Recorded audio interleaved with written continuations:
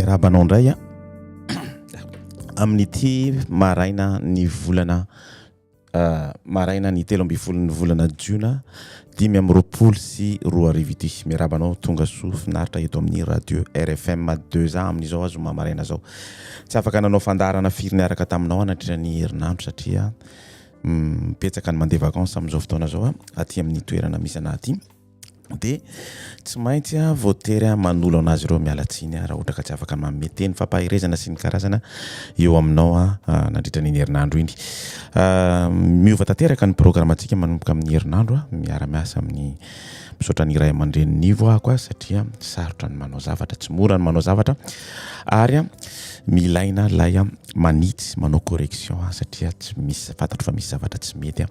amin'ny zavatra nataoko rehefa nandalina sy nandinika ary ny enony feon'ny fanahy masina hoe misy zavatra tsy mety zany amin'ny zavatra ataontsika androantsika dia resadresaka hoe fa maninona moa no nafenina ny fatin'ny Mosesy dadio tsara fa tsy manao tsinotsinona ny finoanao ahako zany miezaka zavatra tokony ho fantatsika tsirairay avy fa manana asa goavana be mihitsy itsika eto amin'ity tanitsika itsika kristianina rehetrarehetra mihitsy ka tokony ho vonona amin'izany asa zany fa tsy tokony ho variana ao anatin'ny herinandro maromaro raha sitrapon'Andriamanitra hiaraka amin'ny ray aman-dreny nivo anatsara sy anao correction zavatra rehetra zay ho teneniko eto satria ny tena tsy pretra no tsy pasteur fa kosa miezaka mahafantatra amin'ny Baiboly araka ny tokony fahalalana anazy izay no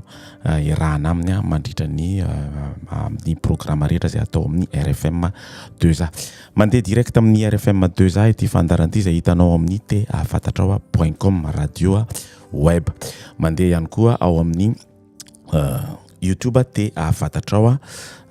YouTube teafantatra 100% adventiste si l'un zany hoe groupe l'un ary eto amin'ny page avia zo zay lasa ohatrany nangatahana tamin'ny Facebook page professionnel mihitsy anaovana an'ity radio RFM 2A ty satria mbola tsy ampy ny follower amin'ny radio RFM 2A mialatsy indrindra tompoko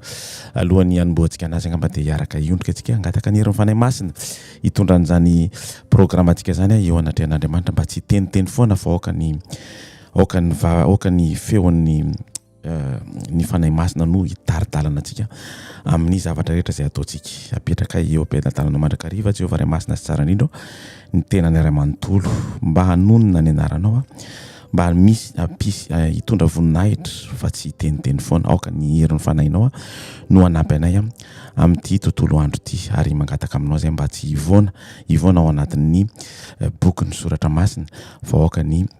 teninao no anjakazaka atao anatin'ny tenanay tsirairay avy apetraka eo am-pelantanan'i Jesosy zany vavaka zany amen. Alors fanontaniana betsaka mety manitikitika ny sainao angamba no apetrako aminao androany fa maninona mono nafenina ny fatin'ny Mosesy zay hitantsika ao amin'ny Deutéronomia toko fa 4:17 no ahitantsika an'izany isika olombelona dia milaza zavatra iray mba hahafahantsika mino ohatra ny tsy mety eo amin'ny fiainantsika ny hoe tsy nahita endrika iray mba hahafahana manaraka na amin'ity zavatra anankiray matetika ny tsy fahampian'ny finoana no mahatonga antsika mitady zavatra hafa hoentina anampy sy ny hafa ihany koa na safady ndrindra tompoko